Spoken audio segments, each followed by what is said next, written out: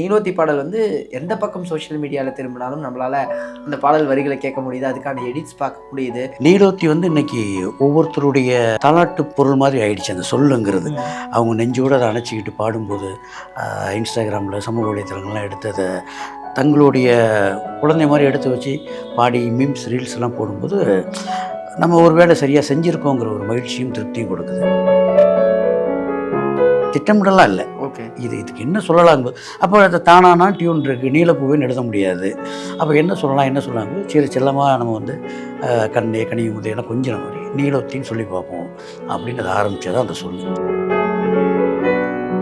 நீலோத்தி பாடல் வந்து என் வாழ்க்கையை மாற்றினுச்சான்னா இந்த நிமிஷம் வரைக்கும் மாற்றலாங்க தான் உண்மை. இந்த பாடல் வந்து இன்னையோட கிட்டத்தட்ட 1.5 மாத காலம் ஆக போகுது. இந்த 40 நாளில் பார்த்தீங்கன்னா எனக்கு எந்த இடத்துலேருந்தும் பாடல் எழுதுறதுக்கு இது வரைக்கும் அழைப்பு வரல.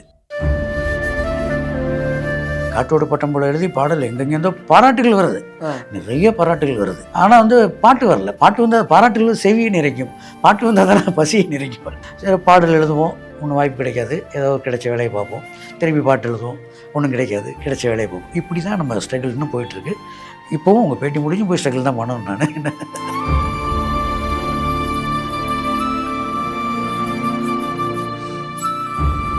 வணக்கம். நீங்கள் பார்த்துட்டு இருக்கிறது டேக் ஒன் தமிழ். நான் உங்கள் விஜய் பிராணேஷ். இன்னைக்கு என் கூட இருக்கிற ஒரு ஸ்பெஷல் கெஸ்ட் பற்றி சொல்லணும் அப்படின்னா, இவர் எழுதிய பல பாடல்கள் வந்து என்னுடைய ஃபேவரட்ஸாக அமைஞ்சிருக்கு.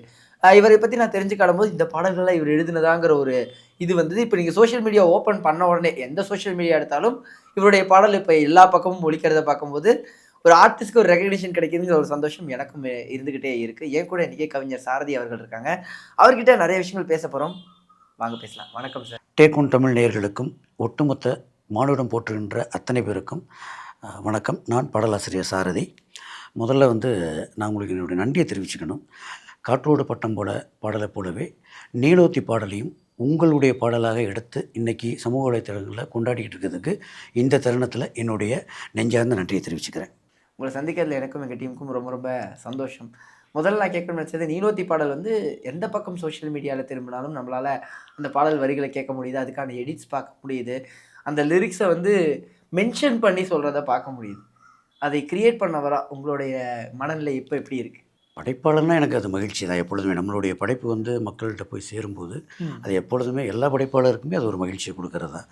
நீலோத்தி வந்து இன்றைக்கி ஒவ்வொருத்தருடைய தாலாட்டு பொருள் மாதிரி ஆயிடுச்சு அந்த சொல்லுங்கிறது. அவங்க நெஞ்சோடு அதை அணைச்சிக்கிட்டு பாடும்போது இன்ஸ்டாகிராமில் சமூக வலைத்தளங்கள்லாம் எடுத்து அதை தங்களுடைய குழந்தை மாதிரி எடுத்து வச்சு பாடி மீம்ஸ் ரீல்ஸ் எல்லாம் போடும்போது நம்ம ஒரு வேளை சரியாக செஞ்சுருக்கோங்கிற ஒரு மகிழ்ச்சியும் திருப்தியும் கொடுக்குது. கண்டிப்பாக சார். ஒரு ஆர்டிஸ்டாகவே ரெக்கக்னிஷனுங்கிறது ரொம்ப முக்கியமான ஒரு பார்ட்டாக பார்க்கப்படும். நம்மளை பாராட்டுறதுங்கிறத விட நம்ம செஞ்ச வேலையை பாராட்டும் போது அது ஒரு தனி ஒரு சந்தோஷம் தரும். நிச்சயமாக அது எப்படி இருக்குது? கண்டிப்பாக அதுதான் சொல்கிறேனே. நம்ம எதுக்காக வேலை செய்யணும்? இப்போ இந்த பாடல் எழுதும்போது நான் ஒரு 10 ரூமில் உட்காந்து எழுதினேன். இந்த பாடல் இவ்வளோ பேரை கொண்டு சேரும்னு நமக்கு தெரியாது. ஆனால் சேரணும்னு நினச்சி தான் ஒவ்வொரு பாடலையும் நம்ம எழுதுகிறோம். இப்போ நீலோத்தி எனக்கு நல்லா பாட வராது, இல்லைனா பாடி காமிச்சிருவேன்.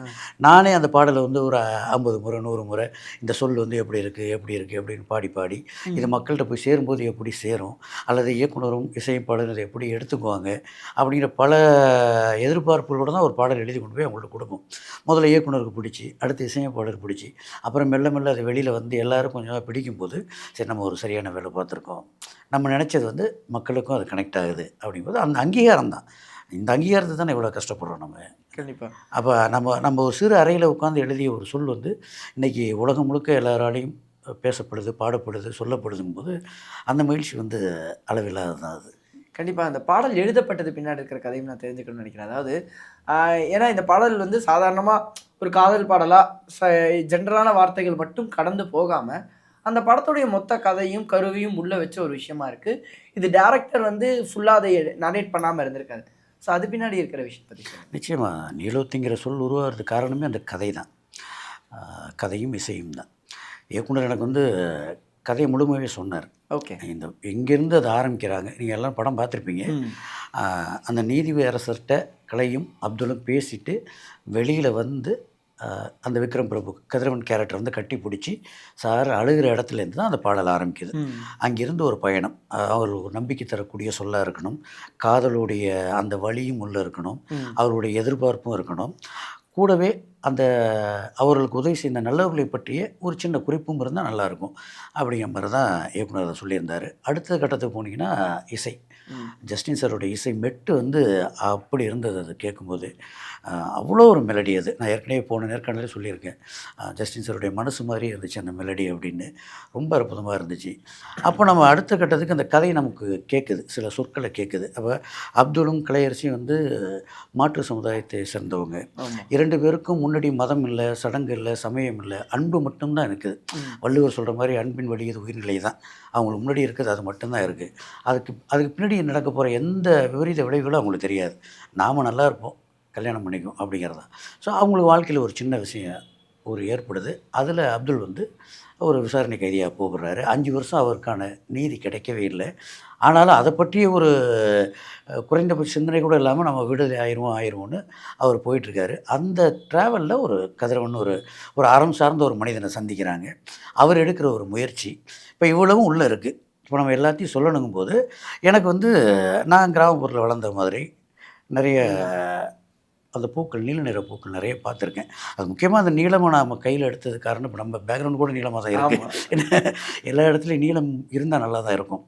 அந்த சமத்துவம் தான். அந்த சமத்துவத்துக்கான குறியீடாக நான் ஏற்கனவே சொல்லியிருக்கேன். அதுதான் சமத்துவத்துக்கான குறியீடாக நம்ம அந்த நீளங்கிற சொல்லி எடுத்தோம். 2வது, நான் கிராமங்களில் நிறைய வந்து நீல மலரை பார்த்துருக்கேன். அது அதிகமாக யாருமே கவனிக்க மாட்டாங்க. நம்ம வாசலில் தான் பூத்துருக்கோம், கிணற்றடியில் பூத்துருக்கோம், குளத்தங்கரையில் பூத்துருக்கோம், யாரும் கண்டுக்க மாட்டோம். அதை தேவைப்படலைன்னு நினைக்கிறாங்க போல இருக்கு அவங்களுக்கு. நம்ம ஆண் சார்ந்திருக்கனால நம்ம அந்த பூ மேலே நமக்கு கிரேஸ் இல்லை. பெண்களாக இருக்கவங்க கூட ஏன் அந்த பூ அது கவரில் அல்லது மனம் இல்லாத பூவாக என்ன நினச்சாங்கன்னு தெரியல. அந்த ஒரு ஞாபகம் அந்த நேரத்தில் எனக்கு வந்தது. அப்புறம் முத்தொள்ளாயிரத்தில் ஒரு பாடல் ஒன்று இருக்குது. ஓகே. கார்னர் நீளம் கடிய கயத்தவைகளும் நீர்நிலை நின்ற தவங்கொள்ளோ கூர்முனைவேல் வண்டிருக்க தக்கனார் வாமான் வழுதியான் கொண்டிருக்க பெற்ற குணம்னு ஒரு பாடல் ஒன்று இருக்கும். அந்த பாடலுடைய விளக்கமாக அந்த புலவர் என்ன சொல்கிறாருன்னா, தினசரி நீ இங்கே நீ பூக்கிறதுக்கான காரணம் எனக்கு தெரியுது. இந்த வழியாக உனக்கு பிடிச்ச ஒரு வீரன் போவான், அவன் மார்பில் போய் ஒரு மாலையாக நீ சேர்ந்துட மாட்டியான்னு ஏங்கி இங்கே தான் பூக்கிற அப்படிங்கிற மாதிரி விளக்கம் ஒன்று இருக்கும். அந்த நேரத்தில் எதேச்சிலாக எனக்கு அந்த ஞாபகம் வந்தது. திட்டமிடலாம் இல்லை. ஓகே. இதுக்கு என்ன சொல்லலாம்? அப்போ அது தானானா டியூன் இருக்குது, நீலப்பூவேன்னு எழுத முடியாது. அப்போ என்ன சொல்லலாம் சரி செல்லமாக நம்ம வந்து கண்ணே கனியும் முதேன கொஞ்சம் மாதிரி நீலத்தின்னு சொல்லி பார்ப்போம் அப்படின்னு அதை ஆரம்பித்ததான் அந்த சொல்லு. அப்புறம் அதை தொடர்ந்து அடுத்து ஒவ்வொரு வார்த்தையும் அது கிடச்சிருச்சு அப்படிங்கிறது. கண்டிப்பாக. அதே மாதிரி இன்னொரு வார்த்தை எனக்கு வந்து இதுவாக இருந்தது. மூசாவை தேடி ஈசக்கிட்ட துவாவும் செஞ்சு வேண்டிக்கிட்டேன். அந்த லைனுக்கு அப்புறமா இருட்டில் இருந்தவங்கிறதுக்கு அப்புறம் வர ஒரு வரி வந்து இந்த வார்த்தை ரொம்ப புதுசாக இருக்கே, வெளிச்சத்தை கொண்டு வந்ததுங்கிறது ஓகே, அந்த இடத்துக்கிட்ட பயன்படுத்தின வார்த்தை ரொம்ப புதுசாக இருக்கு. ஆமாம், அது வந்து முமின்கிற ஒரு சொல். ஆக்சுவலாக அந்த வார்த்தையை பிச் பண்ணது வந்து ஜஸ்டின் சார் தான். ரொம்ப அவர் தான் இந்த இடத்துல இருந்தால் நல்லாயிருக்கும் அப்படின்னாரு. அதை மூசாவை தேடி ஈசங்கிட்ட துவாவும் செஞ்சு வணங்குறேன். என்னுடைய இறை தூதர் என்ன இந்த விடுதலை தரக்கூடிய இறை தூதர் மூசாங்கிறவர் வந்து ஒரு இறை தூதர் தான். ஒடுக்கப்பட்ட மக்கள் அல்லது அடிமைப்பட்ட மக்கள்கிட்ட வந்து விடுதலை தரதுக்காக வந்து ஒரு இறை தூதர். ஸோ அந்த மாதிரி ஒரு இறை தூதரை உன்னுடைய தெய்வம் நீ வணங்குற ஈசங்கிட்ட தூவா செஞ்சு நான் தொழுகை செஞ்சேன். அவனுக்கு தொழுகை தான் செய்ய தெரியும். அவனுக்கு திடீர்னு கையெடுத்து கும்பிட்டு என்ன ஒரு ஓம் அந்த மாதிரிலாம் சொல்ல தெரியாது. தூவாவும் செஞ்சு ஒரு வெளிச்சத்தை காட்டிய முமினுமே நம்ம அங்கே வந்து இவரை தான் சொல்கிறோம், கதிரவன் கேரக்டர் தான் சொல்கிறோம். முமினுங்கிறவங்க வந்து எப்படின்னா நபிகளுக்கு அடுத்தபடியாக இருக்கவங்க. அதாவது இஸ்லாமியர்கள் ஒரு பக்கம்னா அந்த மார்க்கமாகவே வாழ்கிறவர்கள் முமின்கள்னு சொல்லுவாங்க. அந்த மாதிரி ஒரு முமினாக நான் உன்னை பார்க்குறேன் அப்படின்னு நம்ம கதிரவன் அதை போஸ்ட் பண்ணாது. ஆனால் மொத்த சமத்துவம் ஒரு பாடல் 4 வரிகளில் அடக்க முடியுதுங்கிறது ஒரு வியப்பு தான். அது அமைஞ்சிடுச்சு அப்படி. அந்த மெட்டு தான், அந்த மெட்டு அந்த கதையும் தான். அது லாந்திரங்கிற வார்த்தை வந்து நம்ம ஊர் சைடில் அதிகம் பயன்படுத்தி தான் நான் வந்து பார்த்தது. இங்கெல்லாம் வந்து ஒலாத்திர நடக்கிற என்ன சொல்லுவாங்க. கண்டிப்பாக லாந்திரங்கிற வார்த்தை வந்து அந்த இடத்துல பயன்படுத்தினதுக்கான அந்த மெட்டு தான். அது முக்கியமாக அது சிவகங்கை மாவட்டத்து நடக்கிற கதை அது. அப்புறம் மெட்டும் தானன்னு இருந்தது. அப்புறம் நம்ம நீலோத்தின்னு ஒரு சொல்லை எடுத்துட்டோம். நீலோத்தின்னு ஒரு சொல்ல எடுத்ததுக்கு பிறகு நம்ம வந்து அதுக்கு அப்புறம் வந்து அந்த மாதிரியான குடும்ப வார்த்தைகளை தான் நம்ம பயன்படுத்த முடியும். அந்த மொழி குடும்பம்னு ஒவ்வொன்றுக்கும் இருக்கும். ஆமாம். அப்போ அந்த மாதிரியான வார்த்தைகளை தான் நம்ம பிரயோகிக்க முடியும். லாந்திரங்கிறது கன்னியாகுமரி பக்கம், திருநெல்வேலி பக்கம், சிவகங்கை பக்கம், எங்கள் தஞ்சாவூர் பக்கம் கூட சொல்லுவாங்க லாந்திரன். லாந்திரங்கிற இந்த லாந்திரங்கிறது அதான் என்னடா சும்மா அங்கே குடி போட்ட போன மாதிரி லாந்திக்கிட்டு இருக்க, என்ன அலைஞ்சிக்கிட்டு இருக்க. ஆமாதான் ஆமா, வளாத்தரங்கள் அந்த லாந்திரங்கிறது ஒரு சின்ன ஒரு மிதத்தல் நிலை தான். ம். ஏற்கனவே சொல்லி இந்த மாதிரி ஒரு மிதத்தலுக்கும் பறத்தலுக்கும் இடையில உள்ள நிலை தான். ஒரு மாதிரி அப்படி அப்படி அப்படி காலை தூக்கி விட்டு அப்படி போயிட்டு சந்தோஷம் வந்து ஒரு என்ன என்ன வேணாலும் இருக்கலாம். அவன் கையில் ஒரு 10,000 பணம் இருக்கலாம், அல்லது அவனுக்கு பிடிச்ச பொண்ணை லவ் யூ சொல்லியிருக்கலாம், அல்லது பிடிச்ச பொண்ணை பார்த்துருக்கலாம், ஒரு பரீட்சையில் 100 மார்க்கு 100க்கு 100 எடுத்துருக்கலாம். அப்போ ஒரு கெத்தாக அப்படி போகணுங்க சொல்லுவாங்க இல்லையா, அந்த மாதிரி ஒரு லாந்திரம் தான் அது. ஆனால் இந்த ஒரு முதல் பாடலில் 6 வரிகளில் மொத்தமாக அந்த கதையை நம்ம அடக்குனாலும் அடுத்து வருது ஒரு ஹோப் கொடுக்கறதாவும் ஒரு வாழ்க்கையில் ஏதாவது ஒன்று பண்ணிடலான்னு ஒரு நம்பிக்கை கொடுக்குற லைனாக இருந்தது. நினச்ச வாழ்க்கை வேணும்னு நெஞ்சம் கடந்து இயங்குது. அந்த ஒரு லைன்ஸ் எல்லாம் வரும்போது லிட்டரலாக ஒரு ஹோப் கொடுக்குற ஒரு இது வருது இல்லை, அது அந்த இடத்துல பிளேஸ்மெண்ட், அதை பற்றி சொல்லுங்கள். அதுதான் நம்ம ஏற்கனவே முடிவு சொன்ன மாதிரி கதை தான் சார். அந்த கதை வந்து அங்கே கேட்குது நமக்கு. ஏன்னா அவன் வந்து எப்படியாவது இந்த பொண்ணோட சேர்ந்துடணும். அவனுக்கு சட்ட விதிகள் தெரியல. அதாவது அப்துலுக்கு வந்து நம்மளை சுற்றி என்ன ஒரு அரசியல் நடந்துகிட்டு இருக்குன்னு தெரியல, சட்ட விதிகள் தெரியல. இது எப்படி நீதியரசர்கிட்ட அணுகுன்னு தெரியல. நீதிமன்றத்துக்கு போகிறான், வாய்தா கொடுக்குறாங்க, திருப்பி ரிட்டர்ன் ஆயிடுறான். நீதிமன்றத்துக்கு போகிறான், வாய்தா கொடுக்குறான், ரிட்டர்ன் ஆயிடுறான். ஸோ அப்போ அவனுக்கு தெரில. அதே மாதிரி இவனை வருமானம் காத்துக்கிட்டு இருக்க கலையரசிக்கும் இவனை வெளியில் எப்படி எடுக்கிறதுங்கிறது தெரியல. அவங்களும் கதைப்படி ஒரு வழக்கறிஞர் அணுகி முயற்சி பண்ணுறாங்க. ஏதோ ஒரு காரணத்தினால அந்த கதையிலே ஒரு இடத்துல இயக்குனர் சொல்கிறாரு, அந்த கோவை குண்டுவெடிப்புக்கு பிறகு எந்த இஸ்லாம் சமூகத்தை சேர்ந்த கைதிகளுக்கும் ஜாமீன் கொடுக்கறத நிறுத்திட்டாங்க அப்படிங்கிற மாதிரி ஒரு இடம் சொல்கிறாரு. ஸோ அப்போ அவனுக்கு வெளியில் வருவோங்கிறது மட்டும்தான் நம்பிக்கையாக இருக்குது. ஆனால் எப்படி வரப்போகிறோன்னு தெரியல. ஸோ தன்னுடைய காதலியை பார்க்க அந்த அந்த பயணத்தில் கூட கைவிலங்கு கூட போகக்கூடாதுன்னு நினைக்கிற அந்த அன்பு தான் உள்ளே இருக்குது. அப்போ நினச்ச வாழ்க்கை வேணும்னு நெஞ்சம் கிடந்து இயங்குது. எல்லாருக்குமே அதானே. இப்போ நானும் வந்து ஒரு நல்ல கவிஞராக வரணும், பெரிய அளவில் ஜெயிக்கணும், நம்ம எழுதுகிற பாடல் வந்து இந்த உலகமே கொண்டாடணும்னு நினச்சி தானே வந்தோம். எனக்கும் பொருந்தும், எல்லாருக்கும் பொருந்தும். அது நினைச்ச வாழ்க்கை கிடைக்குன்னு. அப்புறம் கதிரவனை நம்ம சொல்லணும். ஆமாம், படைச்ச சாமி கேட்காது, படித்த சாமி கேட்டது அப்படிங்கிறது. அப்புறம் எல்லாரையும் போல நல்லா இருப்போம், நீதி தரும் செய்தி வரும், நமக்கு உண்டு அழகியது. ஒரு ஃபினிஷிங் வந்து எல்லாமே அந்த டியூனுக்குள்ளே வந்து கிடைச்சிருச்சு. அதான் வேறு டியூனு வேறு மாதிரி இருந்திருந்தால் கூட இந்த மாதிரி வார்த்தை வருமானு தெரியாது.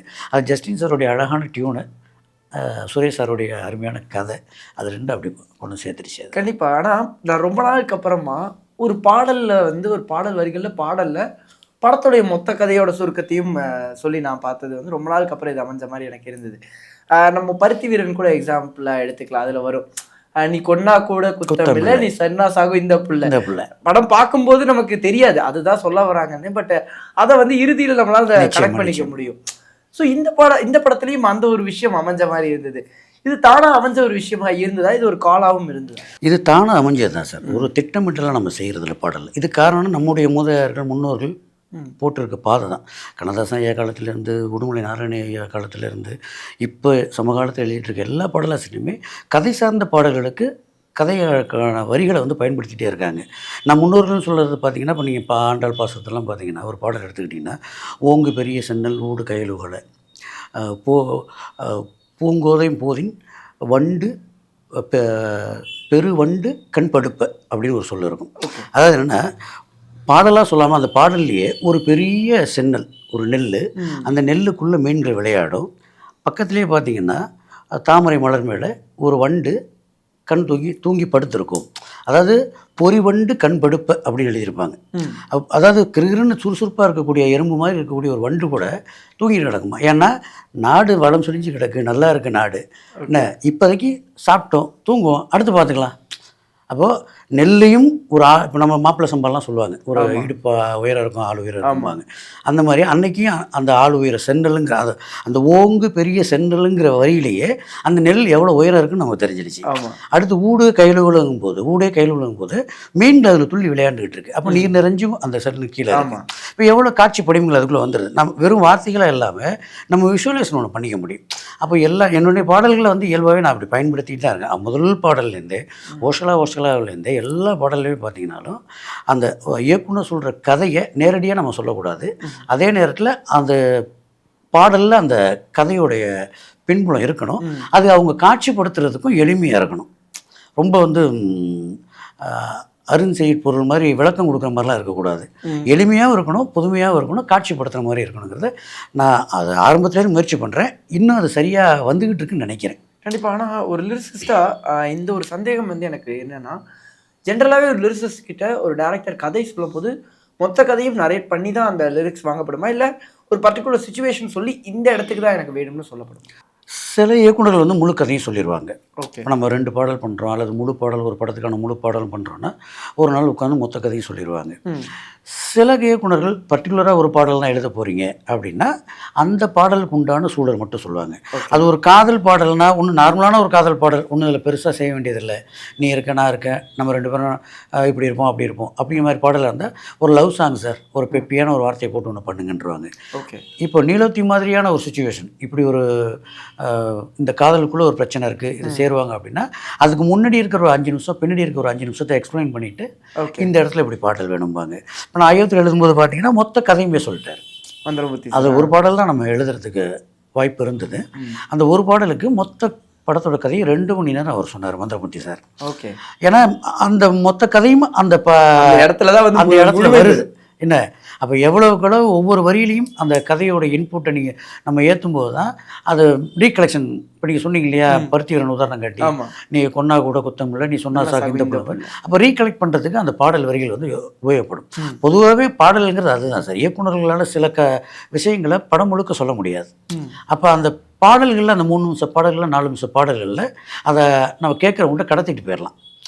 கண்டிப்பாக. இப்போ அந்த காட்சிகளை வந்து பாடல் வரிகளை இப்போ படைத்த சாமி கேட்காததை படித்த சாமி கேட்டதேங்கிறத கதிரவன் இன்னும் ஒரு சீன் பண்ணால் நிறைய பண்ணணும். ஆமாம். அது ஒரு 2 வரியில் அந்த இடத்துல ஃபிட் பண்ணிடலாம். ஃபிட் ஆகிறதில்ல, புரிஞ்சிருதில்ல, எல்லாருக்கும் ஈஸியாக புரிஞ்சிடும். அவ்வளோதான். இயக்குநர்கள் எதிர்பார்க்குற இடம் அதுவாக இருக்கும்போது நம்ம அதை பூர்த்தி செய்ய வேண்டியது தான் நம்மளுடைய கடமையாகவும் வேலையாகவும் இருக்குது. கண்டிப்பாக. ஆனால் இப்போ நீலோத்தி பாடல் உங்களுடைய லைஃப்பை சேஞ்ச் பண்ண ஒரு விஷயமா என்ன அமைஞ்சிருக்கு? நீலோத்தி பாடல் வந்து என் வாழ்க்கையை மாற்றினுச்சான்னா இந்த நிமிஷம் வரைக்கும் மாற்றலைங்க தான் உண்மை. ஓகே. பாடலாக பார்த்தீங்கன்னா இன்றைக்கி வந்து அது எல்லோரும் கொண்டாடுற பாடலாக மாதிரி இருக்குது. இன்ஸ்டாகிராமை திறந்து அந்த பாடல் தான் அவங்கவுங்க குடும்பம், ஏற்கனவே சொன்ன மாதிரி அவங்கவுங்க குடும்ப பாடலாக மாதிரி இருக்குது. இந்த பாடல் வந்து இன்னையோட கிட்டத்தட்ட 1.5 மாத காலம் ஆக போகுது. 25ஆம் தேதி படம் வந்தது. அதுலேருந்து ஒரு 2 நாளைக்கு முன்னாடி அந்த பாடல் ரிலீஸ் ஆனதுன்னு நினைக்கிறேன். இந்த 40 நாளில் பார்த்தீங்கன்னா எனக்கு எந்த இடத்துலேருந்தும் பாடல் எழுதுறதுக்கு இது வரைக்கும் அழைப்பு வரல. ஓகே. அதுதான் ரியாலிட்டி. புரியுதுங்களா உங்களுக்கு? இதே ரியாலிட்டி தான் எனக்கு காற்றோடு பட்டம்புலம் நடந்தது. காற்றோடு பட்டம்புலம் எழுதி பாடல் எங்கெங்கேருந்தோ பாராட்டுகள் வருது, நிறைய பாராட்டுகள் வருது. ஆனால் வந்து பாட்டு வரல. பாட்டு வந்து பாராட்டுகள் செவியை நிறைக்கும், பாட்டு வந்து அதனால் பசியை நிறைக்கும். என் குடும்பத்தை நான் காத்து முடியும். இல்லைன்னா நான் என் குடும்பத்துக்கான தேவையை, அந்த பொருளாதார தேவையை நிறைவேற்ற நான் இங்கே ஒரு வேலைக்கு போகணும். நமக்கு எழுத்தை விட்டால் வேறு தொழில் தெரியாது. நம்ம இதை நம்பி தான் வந்திருக்கோம். இந்த எழுத்துக்காக இந்த எழுத்தை சிதைக்காமல் இருக்கக்கூடிய வேலையை சின்ன சின்ன வேலையாக அங்கங்கே பார்த்துக்கிட்டு இருக்கோம். ஒரு முழு நேரம் ஊழியனா எந்த கடையிலையும் போய் நம்ம வேலை பார்க்காம கிடைச்ச வேலையை அங்கங்கே பார்த்துக்கிட்டே இந்த பாடல் பயணத்தில் நம்ம ஈடுபட்டுக்கிட்டு இருக்கோம். இப்போ ஒரு வருஷம் பாடல் சுத்தமாக கிடையாது. 2023 அந்த பாடல் வருது, படம் ஹிட் ஆகுது. அந்த ஒரு வருஷம் எனக்கு பாடலே கிடையாது. அந்த வருஷத்தின் இறுதியில் தான் வடக்குப்பட்டி ராமசாமின்னு ஒரு பாடல் ஒன்று கிடைச்சிது. அதுக்கப்புறம் அந்த வருஷத்தின் இறுதியில் தான் ஷீட் லிஸ்ட்னு ஒரு படத்தில் கிடைச்சிது. அதுக்கப்புறம் ஒரு 7-8 மாதம் கழிச்சு தான் லாக்டவுன் ஒரு படத்தில் கிடைச்சிது, சிறை படத்தில் கிடைச்சிது. இப்போ இது வந்து ஒரு நாள் காலகட்டம் ஆகிடுச்சு. இந்த 40 நாளில் இது வரைக்கும் நிறைய பாராட்டுகள் வந்துடுச்சு. ஆனால் 2-3 பேர் கூப்பிட்டுலாம் பேசினாங்க, நம்ம பண்ணுவோம் அப்படின்னு. வழக்கம் போல் நானும் சில இடங்களில் முயற்சி பண்ணியிருக்கேன். போன இடங்களில் ரொம்ப மரியாதையாக வரவேற்று நிச்சயம் பண்ணுவோம் சார், நல்லா ஒர்க் பண்ணியிருக்கீங்க, பண்ணுவோங்கிறாங்க.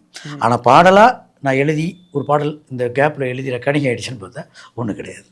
ஒரு ஆர்டிஸ்ட்டாக மிகப்பெரிய ஒரு வெற்றி கொடுத்தாலும் ஸ்ட்ரகிள்ங்கிறது ஒரு இன்றியமையாத ஒரு விஷயமா நிச்சயமாக இருக்க தான் செய்யும். அது ஒன்று மாற்றவே முடியாது. அது முன்னாடியெல்லாம் பார்த்தீங்கன்னா ஒரு பாடல் அதாவது நான் பாடல் எழுத வந்த காலகட்டத்தில் அந்த 2000லேருந்து 2010க்குள்ளே ஒரு பாடல் எழுதிட்டா போதும், அந்த பாடல் நம்மளை அடுத்தடுத்து கூப்பிட்டுக்கிட்டே போயிடும் அப்படிங்கிற ஒரு நம்பிக்கை இருந்தது. ஒரு ஹிட்டு வரைக்கும் நம்ம போராடுவோம். அது வரைக்கும் தான் அந்த பசி பட்டினி இந்த போராட்டமெல்லாம். அதுக்கப்புறம் நம்ம அது மாறின்னு நினச்சி தான் வேலை பார்த்தோம். இதுக்கு உதாரணமாக மறுபடியும் நான் வாலியை தான் எடுக்கணும்.